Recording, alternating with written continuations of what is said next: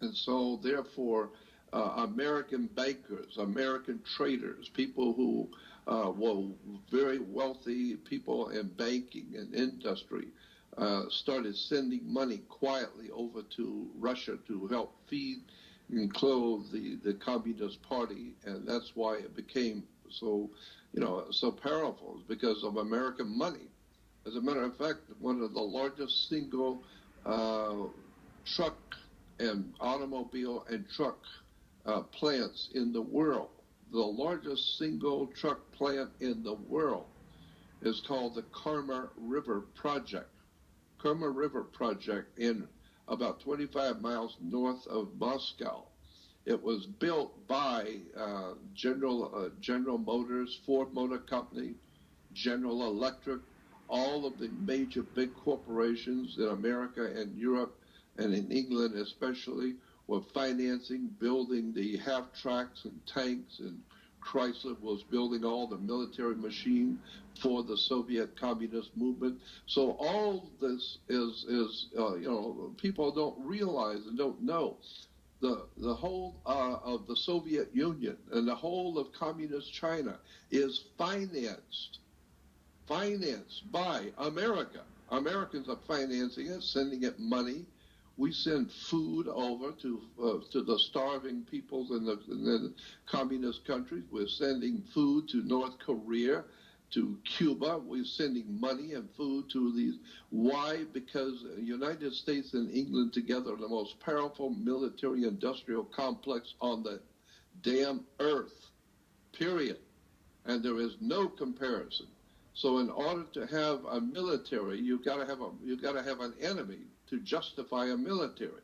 And since there is nobody that comes close to America and England when it comes to military, then you've got to dream up an enemy. You've got to have an enemy.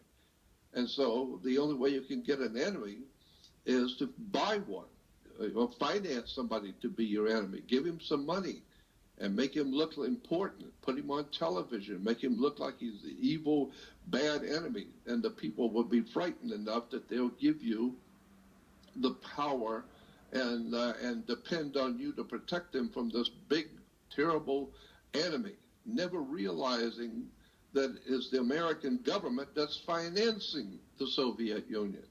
We're the ones that's giving them the money. My God, people don't know how this stuff really works and where it comes from. Look at General Motors and Ford Motor Company and Eli Lilly Glass and Union Carbide and General Electric and all kinds of big corporations. They go back and check and see how much they have given to the Communist Party of the Soviet Union, how much we have been sending to China to feed them, to help them with their industry. I mean, my God, this is an incredible story of betrayal. It's an incredible story of betrayal of the human family. So that's why when I see people in the streets in the States demonstrating against somebody who is not part of the conspiracy, not part of this. Newt Gingrich, the one-time Speaker of the House, Newt Gingrich is on television, and he said, this is a quote from him, he said that the Washington, D.C. is scared to death of Donald Trump. They are frightened to death of Donald Trump. And he said in public, on television, the reason why Washington is frightened of Donald Trump is because he is not a member of the secret society that owns and controls America. He's not a member of that secret order that's controlling our lives in America.